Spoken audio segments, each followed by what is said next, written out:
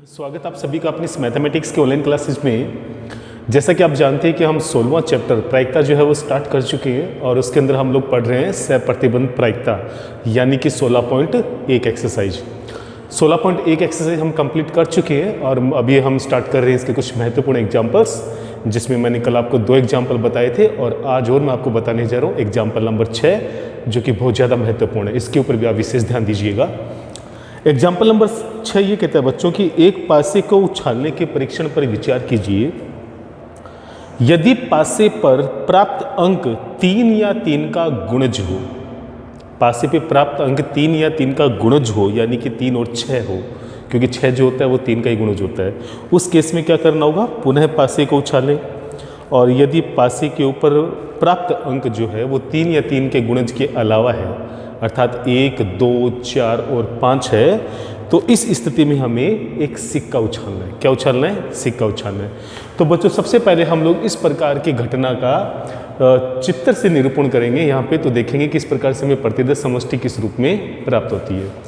Question ये है बच्चों कि हमने सबसे पहले एक पासे को उछाला। पासे को उछालेंगे तो बच्चों आपके पास यहाँ पर 1, 2, 3, 4, 5 और 6, ये 6 के 6 परिणाम आपको यहाँ पे प्राप्त होंगे।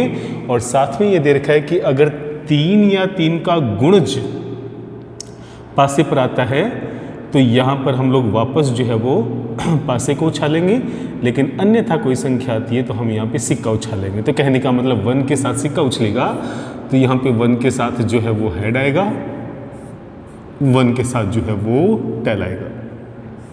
इसी प्रकार बच्चों यहाँ पे 2 के साथ हेड भी आ सकता है और यहाँ जो है वो 2 के साथ टेल भी आ सकते हैं। 3 के केस में बच्चों यहाँ पे अब जो है वो पासा उछलेगा, तो 3 के केस में बच्चों अपने पास यहाँ पे ये सारी संभावनाएं बनेंगी 1, 2, 3, 4, 5, 6, यानी 3 के केस में आपके पास जब पासा उछाला जाएगा तो वापस 1 से लेकर 6 तक कोई भी संख्याएं जो है वो आ सकती हैं।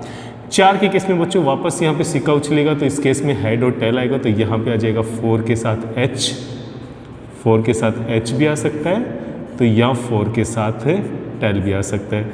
इसी प्रकार बच्चों 5 के साथ जो है वो हेड भी आ सकता है और 5 के साथ जो है वो टेल भी आ सकता है। तो बच्चों यहाँ पे अब 6 के केस में 6 जो है वो 3 का गुणज है, इस केस में पासा उछाला जाएगा। तो 6 के केस में आपके पास 1, 2, 3, 4, 5 और 6, इनमें से कोई भी संख्याएँ जो है वो प्रदर्शित हो सकती है। तो देखिए बच्चों, अगर इस घटना का हम प्रतिदर्श समष्टि बनाना चाहेंगे तो ऐसे हमें क्या प्राप्त होगा, 1H 1T, उसके बाद में आएगा आपके पास 2H 2T, उसके बाद बच्चों आपके पास आएगा यहाँ पे 3 1, 3 2, 3 3, 3 4, 3 5, 3 6, उसके बाद में बच्चों आपके पास आएगा यहाँ पे 4H 4T, उसके बाद में आएगा आपके पास 5H और ये हो जाएगा 5T, उसके बाद में आएगा 6 1, 6 2, 6 3, 6 4, 6 5, 6 6। तो बच्चों आपके पास प्रतिदर्श समष्टि में ये परिणाम जो है वो आपको देखने को मिलेंगे। अब बच्चों यहाँ पे 2 घटनाएं जो हैं वो आपको दी गई है, एक वो घटना जो घटित हो चुकी है और एक वो घटना जिसके बारे में आपसे पूछा गया है। तो क्वेश्चन में बच्चों दिया गया इसमें कि यदि घटना कम से कम एक पासे पर 3 प्रकट होना दिया गया है, तो बच्चों अगर मैं घटना B को मान लूं कम से कम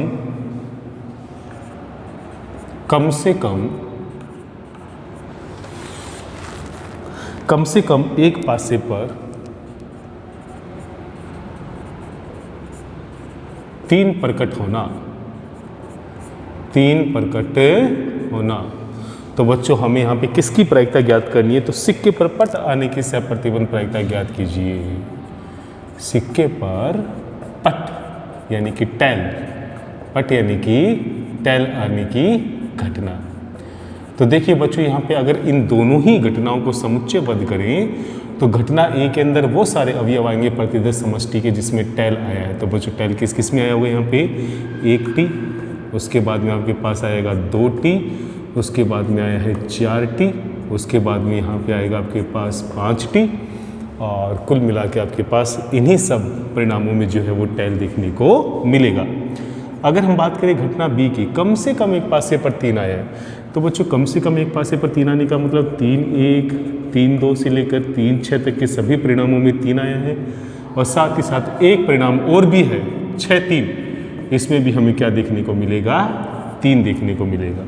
तो कहने का मतलब घटना बी से संबंधित जो भी परिणामों की प्रतिदर्श समष्टि है वो इस रूप में हमें प्राप्त हो जाएगी। तो देखिए बच्चों, यहाँ पे घटना बी जो है वो घटित हो चुकी है, और घटना ए की सप्रतिबंध प्रायिकता हमें ज्ञात करनी है। तो कुल मिला के ये कह सकते हैं कि प्रश्नानुसार हमें यहाँ पे पी ए बट्टे बी का मान ज्ञात करना है, जिसका formula P A intersection B और बट्टे में पी बी होगा। अब देखिए बच्चों, यहाँ से हम लोग ए इंटरसेक्शन बी का मान सबसे पहले निकालेंगे। तो बच्चों आप देखेंगे जब ए और बी का इंटरसेक्शन निकालेंगे तो इन दोनों में कोई भी पार्ट जो है वो कॉमन नहीं है। तो कहने का मतलब ए इंटरसेक्शन बी की जो वैल्यू है वो अपने पास यहाँ पे 5 आएगी। तो बच्चों अगर मैं इस घटना की प्रायिकता निकालना चाहूँ तो वो मेरे पास कितनी आएगी, 0, क्योंकि यहाँ पर ए और बी घटनाएं जो हैं वो परस्पर अपवर्जी घटनाएं हैं, तभी इनका इंटरसेक्शन जो है वो 5 आया है, और उनके इंटरसेक्शन की जो प्रायिकता है वो कितनी हो जाएगी, 0। अतः बच्चों समीकरण नंबर 1 से क्या आएगा, पी ए बट्टे बी का जब हम मान निकाल लेंगे तो पी ए इंटरसेक्शन बी का मान 0, बट्टे में आप पी बी का भाग देंगे तो 0 में किसी का भी भाग देने पर यहाँ पे आपको 0 ही प्राप्त होगा। तो बच्चों इस क्वेश्चन के अंदर घटना ए के देने की स्थिति में घटना बी के घटित होने की जो प्रायिकता है वो क्या हो जाएगी, 0 हो जाएगी, यानी ऐसी घटना संभव नहीं है, या इस घटना के आने की प्रायिकता 0 होगी। तो बच्चों ये कुछ महत्वपूर्ण एग्जाम्पल थे 16.1 से पहले के, जो कि बोर्ड एग्जाम में पूछे गए थे। जैसा कि आपको पता है कि लास्ट ईयर 30 के 30 क्वेश्चन जो है वो एग्जाम्पल में से ही आए थे, और उन्हीं सब एग्जाम्पल्स को हमें बहुत ज़्यादा गौर से करना होगा। तो जितनी इंपॉर्टेंट प्रश्नावली है उससे कहीं ज़्यादा इंपॉर्टेंट इसके एग्जाम्पल्स हैं। तो बच्चों 16.1 प्रश्नावली जो है वो एग्जाम्पल सहित जो है हमने कंप्लीट कर दी। फिर भी 1-2 एग्जाम्पल जो बचे हैं वो आप स्वयं हल करेंगे। और अब हम बढ़ते हैं प्रश्नावली 16.2 से, पहले कुछ थ्योरी हम लोग पढ़ लेते हैं। तो देखिए बच्चों, हम यहाँ पे 16.2 में पढ़ने वाले हैं प्रायिकता का गुण नियम। प्रायिकता के गुण नियम का मतलब क्या होता है बच्चों, माना यदि किसी प्रतिदर्श समष्टि की 2 घटनाएं ए और बी हैं, माना किसी प्रतिदर्श समष्टि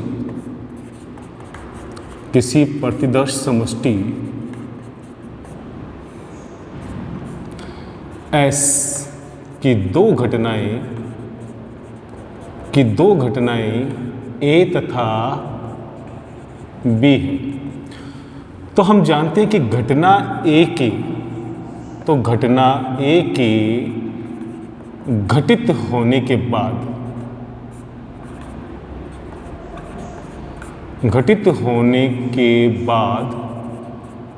घटना बी के घटित होने की प्रायिकता, घटना बी के घटित होने की प्रायिकता,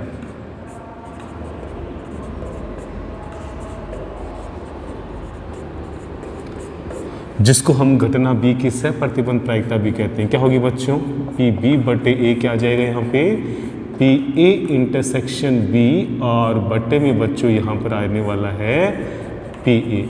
और अब देखिए बच्चों, जैसे मैं यहाँ पे पी ए इंटरसेक्शन बी का मान निकालूंगा तो मेरे पास पी बी बटे ए और इंटू में पी ए के गुणनफल के बराबर आएगा। तो बच्चों अगर किसी प्रतिदर्श समष्टि की एस की कोई 2 घटनाएं ए और बी है, तो हमें पता है कि अगर घटना ए घटित हो चुकी है तो घटना बी के घटित होने की प्रायिकता सप्रतिबंध प्रायिकता के इसी फॉर्मूले से प्राप्त की जाती है, जैसा कि हमने 16.1 में पढ़ा था। तो इन दोनों घटनाओं के एक साथ घटित होने की प्रायिकता का फॉर्मूला समीकरण नंबर 1 के द्वारा इस प्रकार प्रदर्शित होगा। इसी प्रकार घटना बी के घटित हो जाने पर, घटना बी के घटित हो जाने पर घटना ए के घटित होने की प्रायिकता, घटित होने की प्रायिकता क्या होगी बच्चों? इस केस के अंदर यहाँ पर आएगा आपके पास a/b, क्योंकि घटना b घटित हो चुकी है और घटना a की प्रायिकता ज्ञात करनी है, तो फॉर्मूला होगा PA इंटरसेक्शन b और बट्टे में जो भाग लगेगा घटना b की प्रायिकता का। तो देखिए बच्चों, यहाँ से जब हम PA इंटरसेक्शन b का मान निकालेंगे तो हमारे पास आएगा PA/b इंटू में PB, ये हो जाएगी समीकरण नंबर 2। तो बच्चों यहाँ पे आपके पास क्या आएगा? समीकरण 1 व 2 से, समीकरण 1 व 2 से आप देखेंगे बच्चों यहाँ पे PA इंटरसेक्शन B और की जो वैल्यू है वो PA/B इंटू में PB या PB/A इंटू में PA के गुणनफल के क्या हो जाएगी? बराबर हो जाएगी। तो बच्चों ये नियम जो होता है वो क्या कहलाता है? प्रायिकता का गुणन नियम। और ये गुणन नियम जो है अभी दो घटनाओं A और B के लिए लागू किया गया। तो बच्चों प्रायिकता का गुणन नियम क्या कहलाएगा? तो यहाँ पर अगर कोई दो घटनाएं A और B इस प्रकार से हैं कि अगर घटना A पहले घटित हो जाती है और उसके बाद घटना B घटित होती है, तो बच्चों यहाँ पे दोनों घटनाओं के एक साथ घटित होने की जो प्रायिकता है वो यहाँ पर घटना A की घटित होने की प्रायिकता और घटना B की सहप्रतिपन्न प्रायिकता के गुणनफल के बराबर होती है। तो बच्चों इसको एक एग्जाम्पल से समझा जा सकता है, इस क्वेश्चन को एक एग्जाम्पल से समझा जा सकता है कि जैसे यहाँ पर किसी प्रतिदर समष्टि की बात करें तो ताश के 52 पत्तों की हम लोग बात करते हैं। तो बच्चों यहाँ पे ताश के जो 52 पत्ते होते हैं उसमें से घटना A है, यहाँ पर हमने मान लिया कि पान का इक्का निकलना, पान का इक्का निकलना। और घटना B ये है बच्चों कि हमने यहाँ पर वापस इस पत्ते को नहीं डाला उसके अंदर, तो इस स्थिति के अंदर उसके बाद हमने एक पत्ता चुना और वो चुना गया पत्ता जो है बच्चों वो बेगम है। वो चुना गया पत्ता क्या है? बेगम है। तो देखिए बच्चों यहाँ पे इन दोनों घटनाओं के एक साथ घटित होने की जो प्रायिकता है वो क्या हो जाएगी? चूंकि बच्चों यहाँ पे घटना A जो है वो पहले घटित हो चुकी है तो घटना A पे तो कोई प्रभाव नहीं पड़ेगा, लेकिन जब घटना B घटित होगी तो इस पे घटना A के घटित होने का प्रभाव पड़ेगा। तो क्योंकि घटना B बाद में घटित हो रही है तो देखिए बच्चों घटना A की प्रायिकता क्या होगी? 52 पत्तों में से पान का इक्का निकलना, यानी कि 1/52 इसकी प्रायिकता हो जाएगी। लेकिन जब इस पत्ते को हम वापस ताश की गड्डी में नहीं रखते हैं और इस स्थिति में जब एक बेगम निकाली जाती है तो बच्चों इसके बेगम के होने की प्रायिकता 4/51 होगी। बच्चों इस बार 51 क्यों होगी? क्योंकि यहाँ पर एक पत्ता हम पहले निकाल चुके हैं घटना A के अंतर्गत और उसको हमने वापस नहीं डाला है। तो बच्चों यहाँ पर इन दोनों घटनाओं के एक साथ घटित होने की प्रायिकता 1/52 इंटू 4/51 के गुणनफल के बराबर हो जाएगी। तो कहने का मतलब बच्चों यहाँ पर इस प्रकार से हम लोग जो है प्रायिकता के गुणन नियम को दो से ज़्यादा घटनाओं के लिए भी उपयोग में ला सकते हैं। कैसे? तो PA intersection B intersection C जो है वो किसके इक्वल आएगा बच्चों? यहाँ पे P हो सकता है पहले घटना A घटित हुई हो, उसके बाद में घटना B घटित हुई हो, लेकिन ये किससे इफेक्टेड होगी? घटना A से। और हो सकता है कि उसके बाद में घटना C घटित हुई हो तो घटना C जो है वो A और B दोनों से इफेक्टेड होगी। तो आप यहाँ पे इसको A इंटरसेक्शन B भी लिख सकते हैं या आप इसको PA इंटू में PB/A या PC/AB भी लिख सकते हैं, क्योंकि यहाँ पर AB जो है वो A इंटरसेक्शन B को ही प्रदर्शित करता है। तो बच्चे इस प्रकार से हम इसका व्यापीकरण भी कर सकते हैं। तो यहाँ पे दो घटनाओं और दो से ज़्यादा घटनाओं के लिए भी प्रायिकता का गुणन नियम जो है वो लागू होता है। हो सकता है बच्चों यहाँ पे तीसरी घटना ये होती कि यहाँ पे जो है वो बादशाह निकाला जा रहा है। इस प्रकार से अगर C घटनाएं भी आ जाती तो उसका प्रभाव इन दोनों की वजह से उसकी प्रायिकता में परिवर्तन होता। तो बच्चों यहाँ पे हमने प्रायिकता का गुणन नियम पढ़ा है। अब हम पढ़ते हैं यहाँ पे स्वतंत्र घटनाओं के बारे में। अब अगर बच्चों हम बात करें यहाँ पे स्वतंत्र घटनाओं की, तो बच्चों यदि किसी प्रतिदर समष्टि S की दो घटनाएं A तथा B इस प्रकार से हैं कि A के घटित होने का प्रभाव B पर नहीं पड़ता है या B के घटित होने का प्रभाव A पर नहीं पड़ता है, तो बच्चों यहाँ पे इन दोनों घटनाओं के एक साथ घटित होने की जो प्रायिकता है वो यहाँ पर इनकी अलग अलग प्रायिकताओं के गुणनफल के बराबर हो जाएगी।